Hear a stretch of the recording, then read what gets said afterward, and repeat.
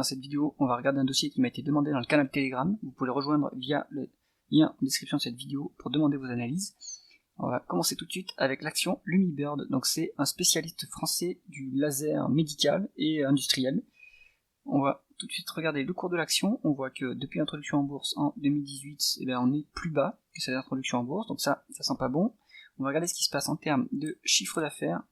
Ici, on voit que en médiane, on a une croissance de 16%, mais par contre, on a eu un fort ralentissement depuis 2019, et la dernière année s'est soldée par la croissance la plus faible, donc 2023, à 6,3%. Il y a pourtant des acquisitions pour accélérer ce chiffre d'affaires, mais là, on est sur un chiffre d'affaires en ralentissement, donc ça sent pas bon. On va regarder ce qui se passe en termes de taux de marge.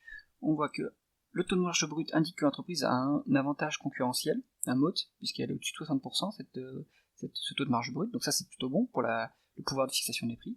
On voit que le taux de marge d'EBITDA est en chute libre depuis 2023. Donc là, il se passe quelque chose opérationnellement, il y a des problèmes. Donc ça, il faut les regarder dans les derniers rapports financiers, dans les dernières communications du management. Qu'est-ce qui se passe? Est-ce que c'est temporaire ou est-ce que c'est durable? Si c'est durable, il vaut mieux se tenir à l'écart du titre. Si c'est temporaire, il faut surveiller publication après publication si cette marge se redresse. Mais ça, c'est inquiétant. Bon, le taux de marge net suit cette dégradation, mais avec une variation un peu moindre. C'est-à-dire que sur l'efficience financière, le groupe arrive à limiter la casse, mais on est quand même proche du seuil de rentabilité à 3%. Donc ça, c'est inquiétant aussi.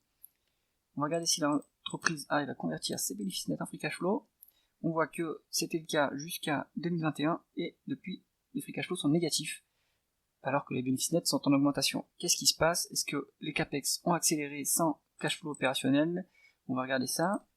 On voit que y a eu une inflexion des capex depuis 2021. Donc avant on était sur une progression comme ça. Et maintenant, hop, la pente s'est accélérée. Donc les capex accélèrent et pourtant il n'y a pas de cash flow opérationnel qui tombe. Est-ce qu'il y a un problème d'allocation du capital? C'est une bonne question à poser au management, à regarder dans les rapports financiers. Mais là il y a un souci quand même. On va regarder la rentabilité de l'entreprise. On voit qu'elle est en chute libre également depuis 2023. On voit que les ROIC est à 4% environ, 3,75%, est en baisse. C'est pas très élevé comme rentabilité. Le marché croît en plus assez vite. Enfin, l'entreprise croissait assez vite avant, donc c'est-à-dire qu'elle doit utiliser de la dette pour financer cette croissance si le ROIC n'est pas au rendez-vous. On va aller regarder ça tout de suite. Et on voit que là, le niveau de dette est très élevé, à 90 millions, soit 6 fois les EBITDA. Ça commence vraiment à être tendu. Donc il faut voir ce que le management propose pour désendetter l'entreprise, parce que là il y a trop de dettes ou pas assez d'EBITDA, mais il faut voir ce qui se passe à ce niveau-là, et ce niveau d'endettement n'est pas soutenable sur le long terme. Surtout que les free cash flow, le flux avec lequel on paye vraiment la dette, il est 10 fois plus petit que la dette. Donc il faut rembourser la dette en 10 ans. Bon là il y a un point d'attention, il y a un point qui fait qu'il vaut mieux se tenir à l'écart de ce dossier. Continuons quand même l'analyse. Est-ce qu'il y a quelque chose qui est retourné aux actionnaires? Il n'y a pas de dividende. Et par contre, si on regarde l'évolution du nombre d'actions, énorme dilution en 2020, donc j'imagine que l'entreprise a dû augmenter, faire une augmentation de capital pour en fait faire face à la pandémie. Depuis c'est stable, donc on peut se dire que c'est un élément exceptionnel, mais alors les actionnaires d'avant 2020 ils se sont fait rincer. Depuis il y a un peu de rachat d'actions, peut-être un peu de baisse d'actions, mais c'est plutôt stable. Donc le management n'hésite pas à diluer ses actionnaires pour faire face à ces engagements si nécessaire. Donc ça c'est pareil, c'est pas très bon comme signal.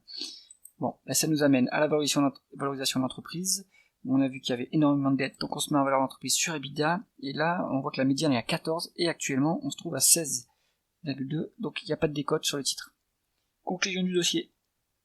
Lumibird, elle opère sur un marché où elle a l'air d'avoir un avantage compétitif, mais opérationnellement il y a des problèmes, il y a beaucoup trop de dettes, et le risque c'est qu'il y a des augmentations supplémentaires de capital pour faire face à la dette. Donc à mon avis, il vaut mieux se tenir à l'écart de ce dossier. C'est tout pour cette analyse. Si vous avez aimé la vidéo, mettez un pouce vers le haut et pensez à vous abonner à la chaîne. À bientôt.